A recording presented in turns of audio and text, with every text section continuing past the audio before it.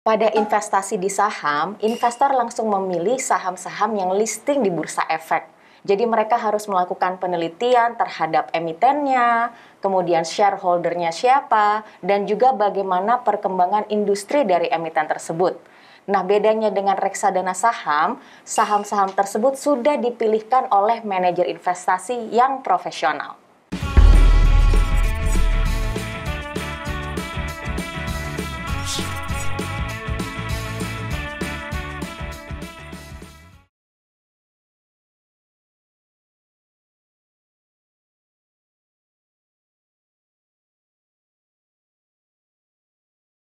Hai semuanya, welcome back to BBM. Di Belajar Bareng Mirai Aset kali ini, kita akan belajar sama-sama reksadana saham. Hari ini saya akan ditemani oleh Mbak Cika, Head of Fund Service dari Mirai Aset Sekuritas Indonesia.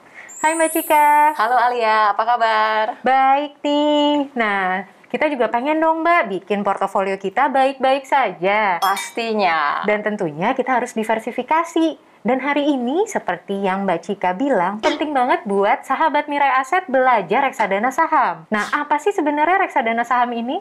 Nah, reksadana saham ini Alia adalah salah satu reksadana dari keempat pilar reksadana yang sudah kita ketahui.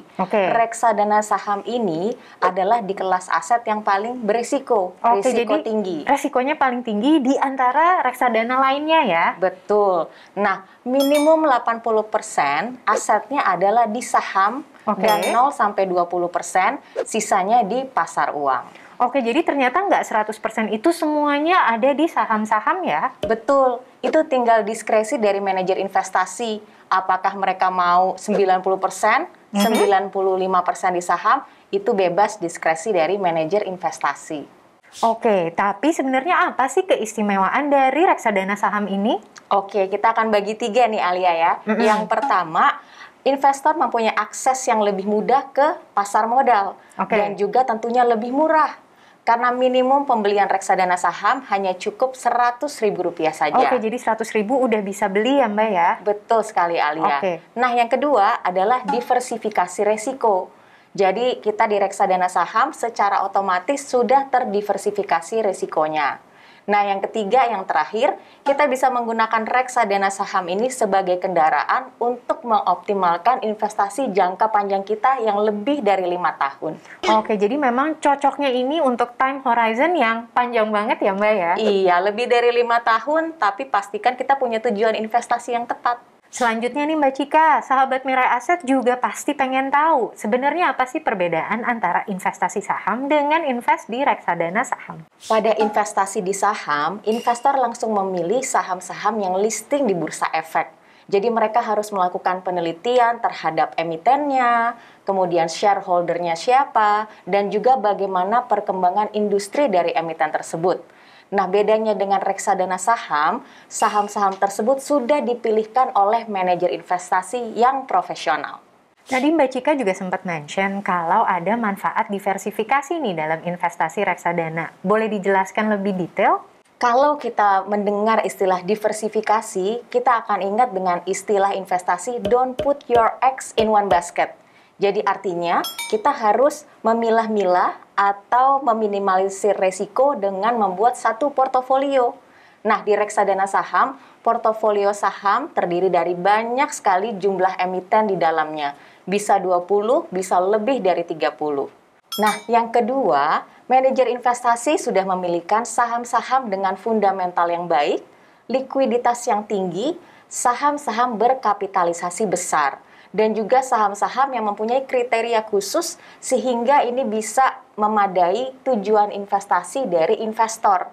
Jadi harus tepat investor memilih reksadana saham yang mana yang tepat untuk mereka lakukan investasinya.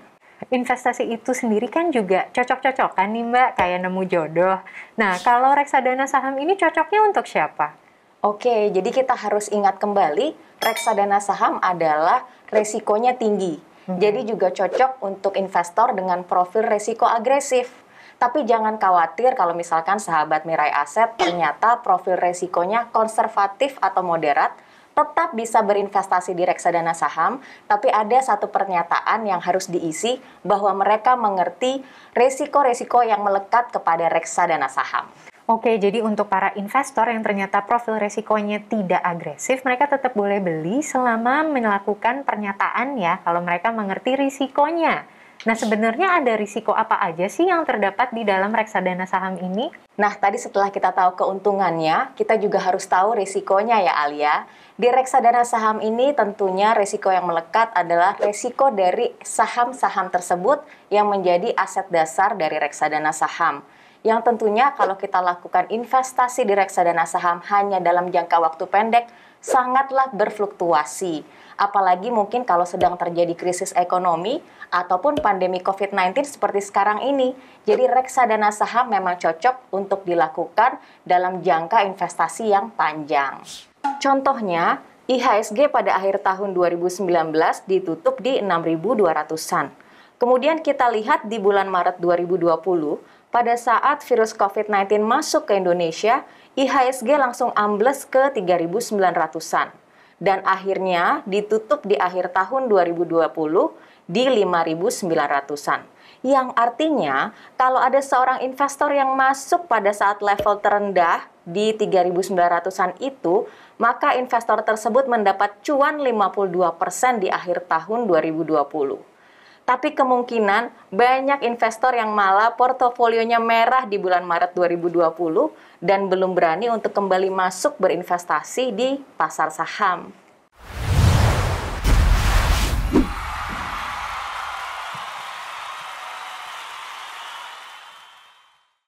Wah, berarti memang kalau untuk short term, reksadana saham ini cukup berfluktuatif ya terhadap perkembangan ekonomi yang terjadi di sekitar capital market. Ada risiko lain nggak yang sahabat Mirai Aset ini harus ketahui? Di dalam reksadana saham, sahabat Mirai Aset juga perlu memperhatikan investasi reksadana saham ini pada aset saham yang seperti apa. Karena bisa jadi tujuannya adalah untuk big cap, ataupun medium cap, ataupun small cap. Nah, kalau big cap ini biasanya mengacu pada IHSG. Nah, tapi kalau medium cap atau small cap, bisa jadi indeks acuannya berbeda. Jadi sahabat Mirai Aset harus perhatikan alokasi aset dari reksadana saham yang mau dipilih harus sesuai balik lagi dengan profil resiko dan juga tujuan investasinya. Nah, sahabat Mirai Aset pada saat berinvestasi di reksadana saham juga harus mengerti alokasi aset dari reksadana saham tersebut. Ada manajer investasi yang indeks acuannya IHSG, tapi dia fokus ke big cap. Oke. Ada juga manajer investasi yang memang tetap memakai IHSG sebagai indeks acuannya, tapi alokasi asetnya fokusnya ke mid cap ataupun ke small cap. Nah, itu sahabat Mirai Aset bisa lihat di mana tuh Mbak Cika? Untuk data yang lebih persis tentang suatu reksadana saham, sahabat Mirai Aset bisa melihatnya di fun fact sheet dari reksadana saham tersebut. Jadi di sana ada informasi 10 saham terbesar dan biasanya pakai abjad ya, jadi bukan persentasenya. Kemudian sahabat Mirai Aset juga bisa melihat sektor-sektor industri mana yang bobotnya difokuskan oleh manajer investasi tersebut. Menjawab kekhawatiran para newbie investor, biasanya kita maju mundur nih mau berinvestasi ya Mbak ya. Sebenarnya apa sih tantangan dalam berinvestasi reksadana saham ini?